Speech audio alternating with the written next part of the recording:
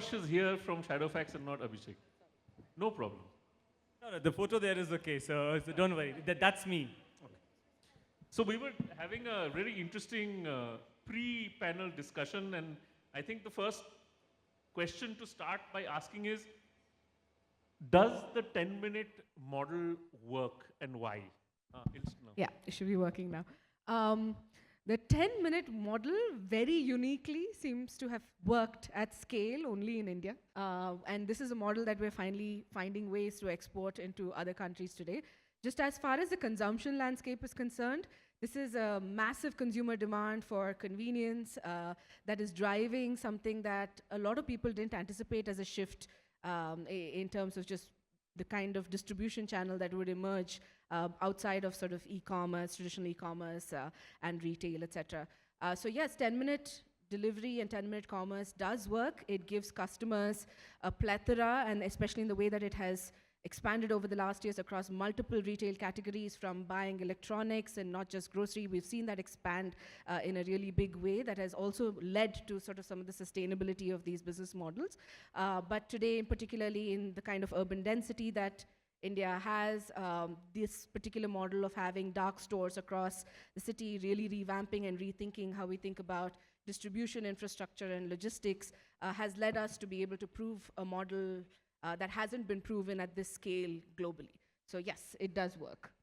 Praharsh, you're in the middle of it with Shadowfax, so.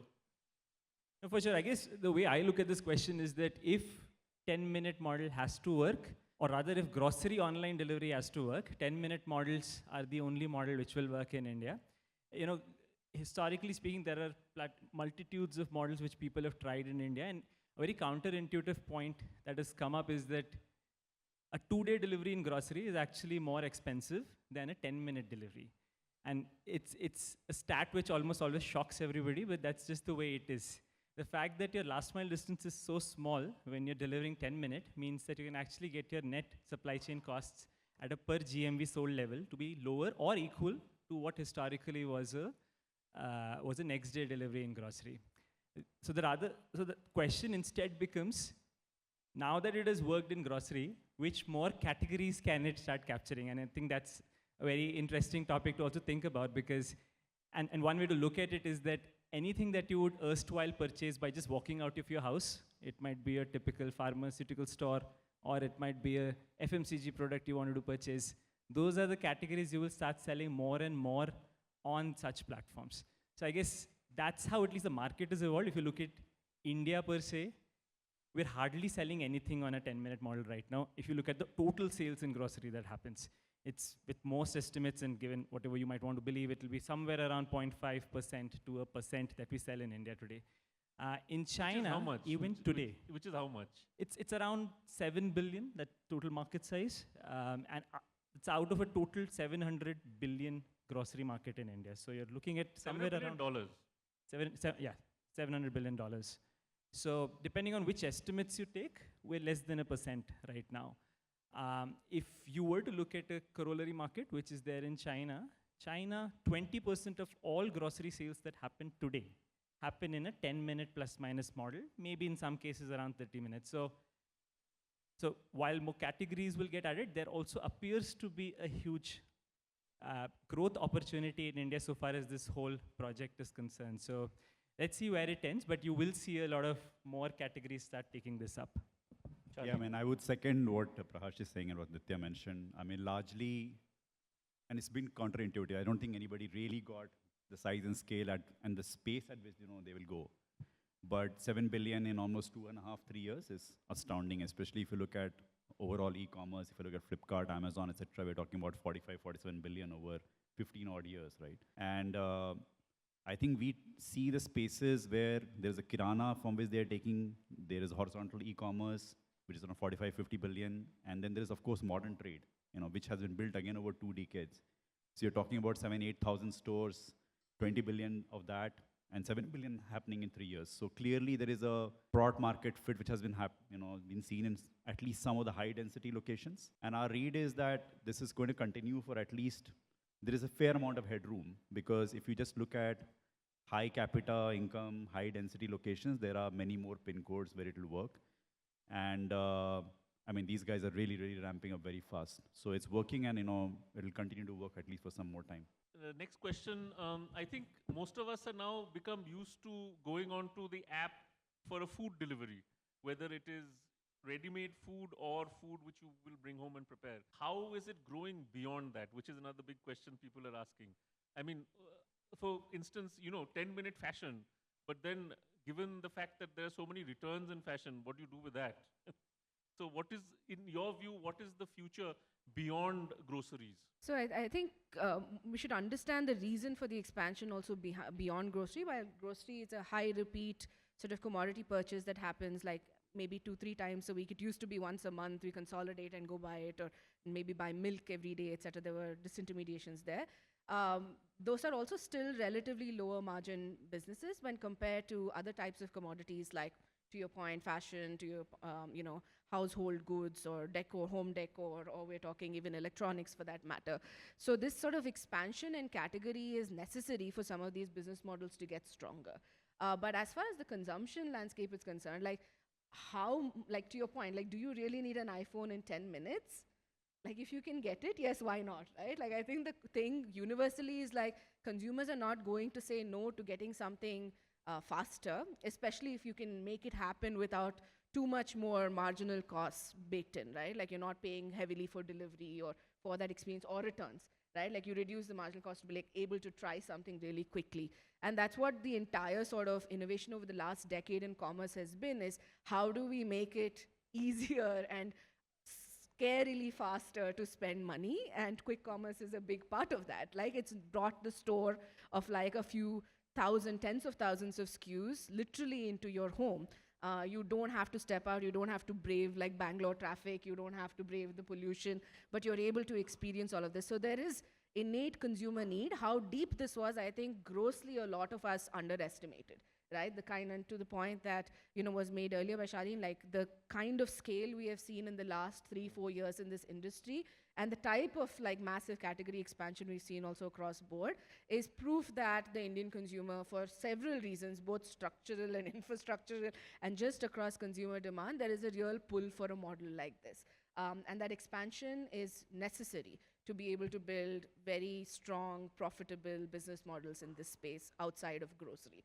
But to the point you've made, it is still overwhelmingly grocery, right? You're not buying an iPhone every day. You're not buying like, impulse purchases are not made necessarily every single day around like, large ticket value items. So all questions we're seeing how that scales out. Just to add to that, India sells almost 150 odd million SKUs online.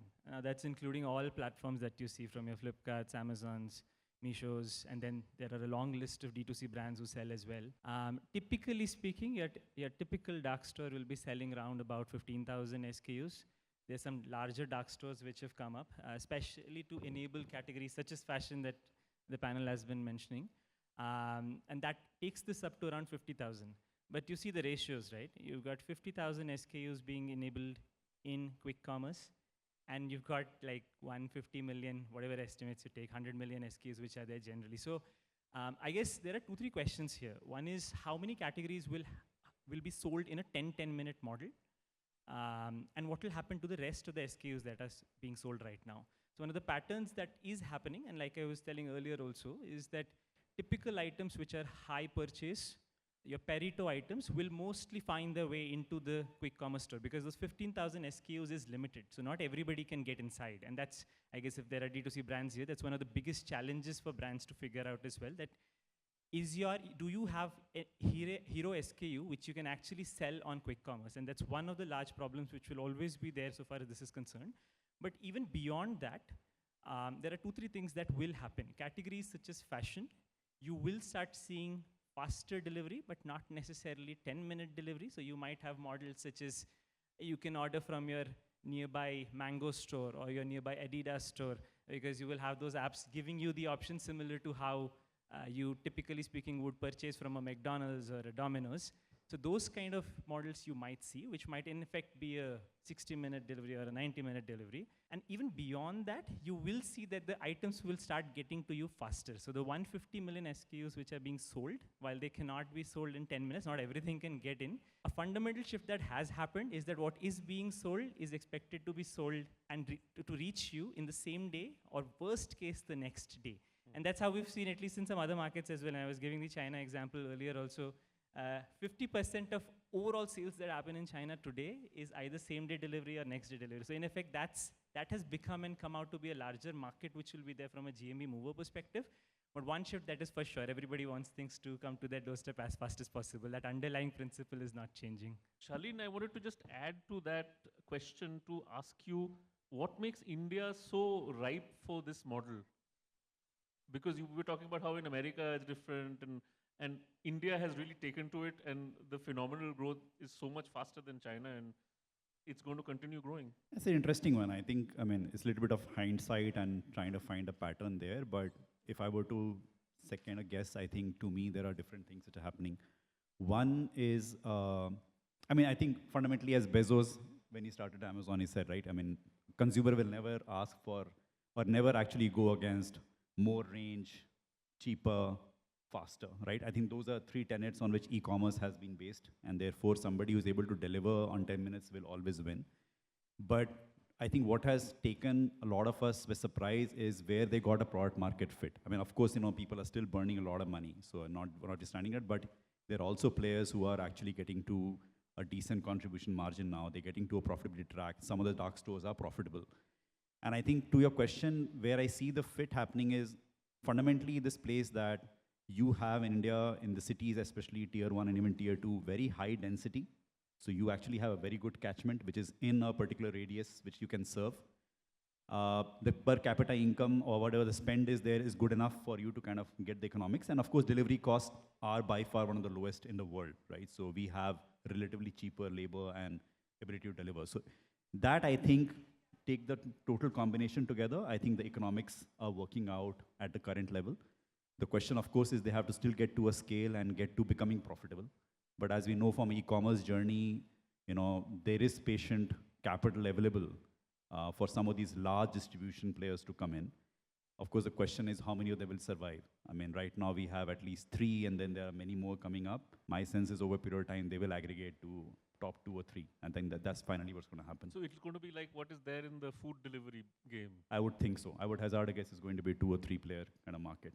But what will be a large market is everything that supports it, right? So enablement of these models is not a small game, like whether it's on the logistics side, whether it's even AI tools to enhance like really hyper-personalized shopping experiences on these apps, right? Yes, you have like 15,000 products you could buy there, but what is relevant for the person? So there's a whole ecosystem that will build around quick commerce itself to enable experiences to be better, like deliveries to be faster, warehouses to be automated and managed very differently, like how you sort of lay that out. And that's where we see a lot more. But to your point, yes, there will be certain amount of consolidation. What we will see is in some of these things, like you mentioned, even in fashion, returns is a very large part of that game. So the way a fashion, quick commerce, or a nearly quick commerce, however you would call it, play would be built will be very different from how you would build something in electronics or how you would build something in groceries. So we might actually see standalone players emerge in some of these categories that are just built very, very differently for the kinds of supply chains that they serve and the kind of consumer behavior that you serve as well. So there are opportunities. There's consolidation in some parts that we will see. Speaking of consumer behavior, we are a country who are a very demanding customer in general. What are the challenges that you see? Especially like Holi is coming up, big holiday, everyone wants to go on vacation. How many people firstly work in this quick commerce segment? Yeah, I'll just start off by saying that there is no holiday on Holy Day. So far as quick commerce is concerned, you know, the industry employs a lot of people. Just delivery partners across quick commerce would be around about 500,000 who work to deliver your groceries on a daily basis. It includes your monthly users as well. But just behind that, there are a huge number of people who work inside the dark store to make it all happen, because your picking and packing is happening in a minute.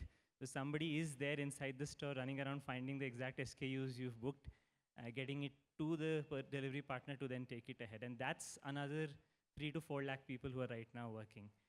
By and large, almost 1 million people in India are today enabling this, when the sale of quick commerce is just 1%. So there is a huge human capital involved, and one of the issues is, typically speaking, when e-commerce was delivered, you could order from your house on Holi, but you would still get it 2 days later, 3 days later. So supply chains such as ours, we could sort of orchestrate the flow in such a way where everybody gets a holiday on these events. Unfortunately, in the current ecosystem, most of our consumers want the item as soon as they're doing the puja, or as soon as they're about to burst the cracker, they remember, matches nahi hai mere paas, so let me quickly get it from quick commerce. Now, unfortunately, those kind of use cases start becoming very, very tricky to handle. So as an example, we didn't want to do deliveries at all on the evening of a Diwali, because it's not safe to be driving out in a two-wheeler. But the consumer demand was highest at that point in time, because most of the consumers had something or the other which they'd forgotten, which they wanted to order. Now, those are the dynamics which the whole industry is jostling with, and you have events such as the cricket match, which happened very recently, where a lot of our own delivery partners were also watching the match. So you saw that there was a reduction in the overall supply you have. So those small nuances, I think the industry is learning, and it's one of those things which needs to be figured out as we go. Probably from a user perspective also, it might be a better idea to stock up on some of these resources before, so that your industry can get a break when they deserve it. Okay, one question I wanted to ask all of you, and we didn't discuss this, but it just come to me, is that when it comes to supply chain, you do last mile, which is quick commerce.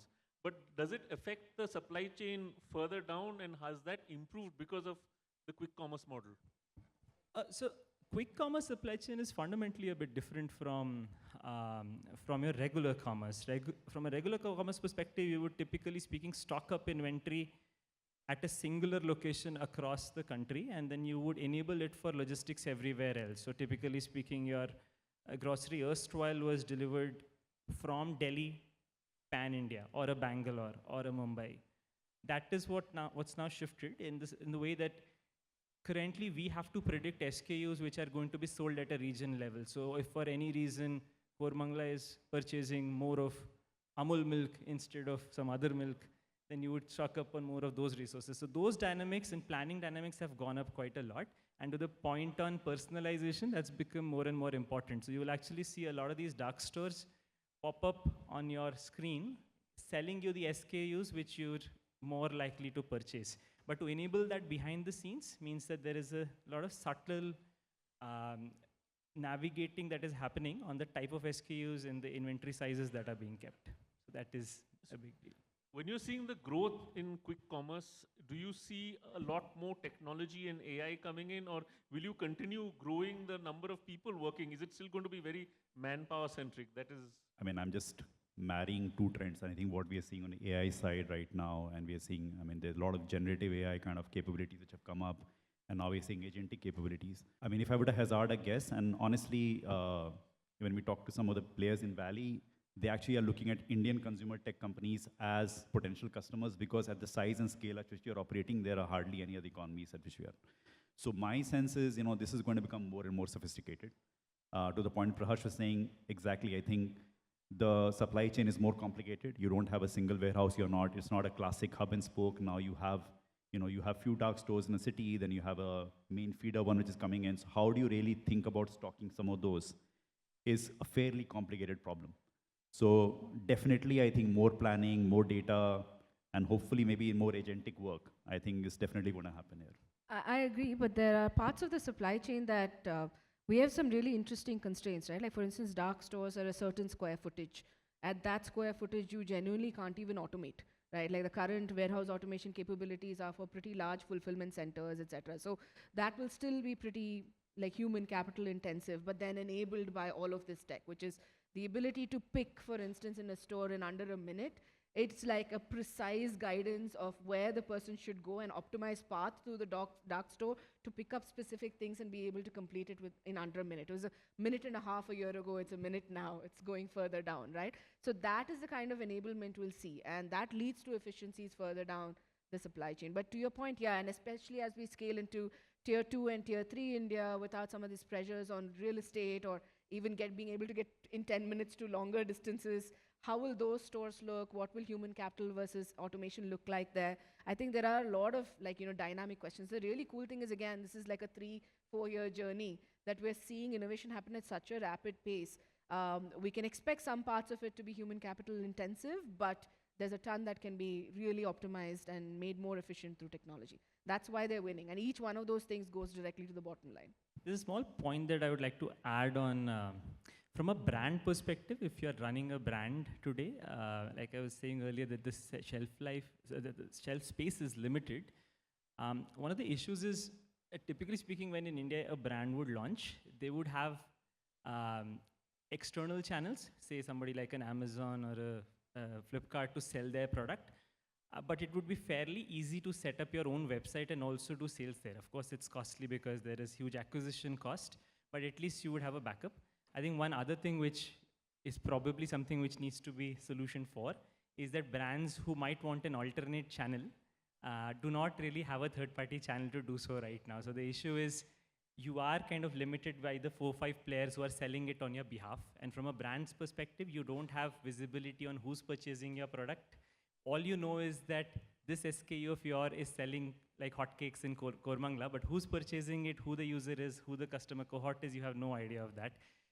And that is, I think, one of the things that the industry on the whole also needs to solve for. So if a brand wants to do a 10-minute or a 30-minute delivery, there need to be channels for them to do it from their own website as well, which I think the industry currently does not have, and it needs to be solution for.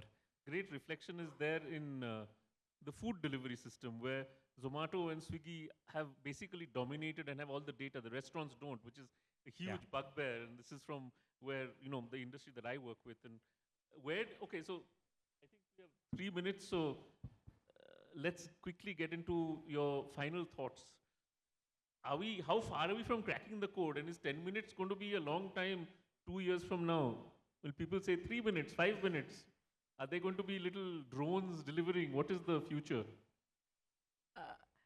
I think there has to be a nice balance. I think we push this a little too hard. A lot of things will start breaking, including the kind of pressures we put on the human capital deployed here. At 10, 12 minutes, I think we've already accomplished something that has been proven to be unimaginable in most other countries. There are some really, really interesting innovations. How far and how deep into India can you take this? How large will this market truly be? How many brands can you sort of host on this? And then to your point, what do the brand dynamics become like? Will these platforms start launching their own brands, which they have? Several have their own proprietary brands like an Amazon does with Amazon Basics, etc. So what will that interplay be? So there are some really interesting pockets of opportunity. There's a lot of really interesting consumption behavior that has changed. For instance, I was just talking about how my maid refuses to tell me a grocery list anything more than that morning, right? Like my salt has run out that morning. Like we did not know for a week, right? Like there's consumption behavior that has gone into our support staff, etc., that has changed in ways we've never anticipated before. So how that will sort of, it's an exciting time to be in consumer, let's just say that. You still get your items in, there's a clock timer ticking, but you still get your items in 2 or 3 minutes even today. And I've got friends who get excited if the new dark store opens near their house, because when they open the app, they see 4 minutes, 3 minutes coming in. That now I can go even later than what I used to go to.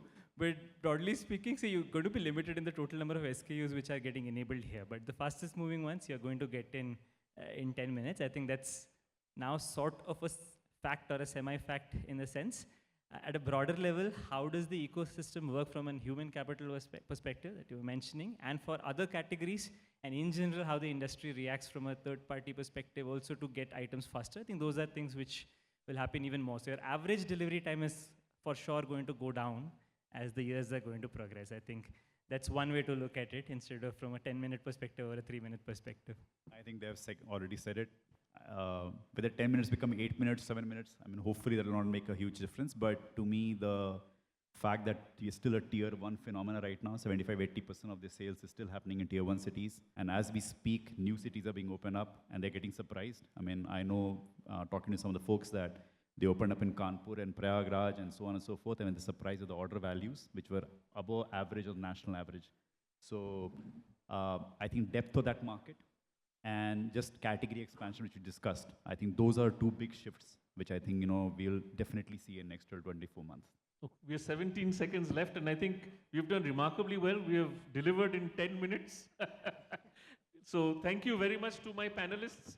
And we've come a long way after, 30 minutes nahi to free it used to be. Now I don't know. I haven't had a pizza from Domino's in a long time, so I don't know about that. But thank you very much and for a wonderful, interesting conversation. And hopefully it's not going to go too far below 10 minutes because I know at least some of us will lose a bit more hair. Thank you very much.